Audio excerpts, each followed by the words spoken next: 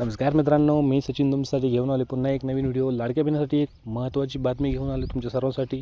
तुमचं खूप खूप स्वागत आहे आपल्या सर्वांचे चॅनल लोकसेवावर. कोण कोण यासाठी पात्र आहे, कोण कोण पात्र नाही आहे, या सर्वांची माहिती आपण या व्हिडिओमध्ये घेणार आहोत. चला तर व्हिडिओला सुरुवात करूया.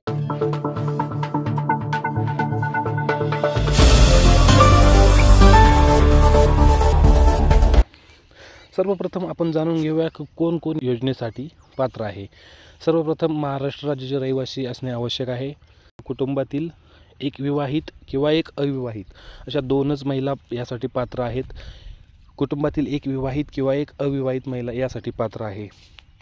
त्यानंतर वयाची मर्यादा आहे याला 21 ते 65 वर्षाच्या मधल्या महिला ज्या यामध्ये पात्र आहेत.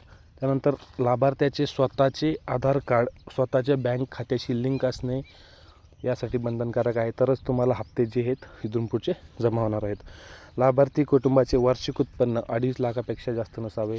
ज्या कुटुंबातील सदस्य नियमित कायम कर्मचारी म्हणून सरकारी विभाग, उपक्रम, मंडळ, भारत सरकार किंवा राज्य सरकारच्या स्थानिक संस्थेमध्ये कार्यरत आहेत, सेवानिवृत्तीनंतर वेतन घेत आहेत म्हणजे पेन्शन जे घेत आहेत, त्या महिलासुद्धा यासाठी अपात्र आहेत.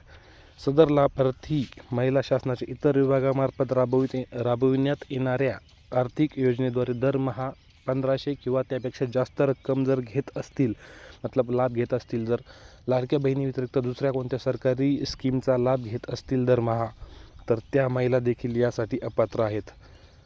ज्या कुटुंबातील सदस्य विद्यमान माजी खासदार आमदार आहेत, त्या महिलासुद्धा यासाठी अपात्र आहेत.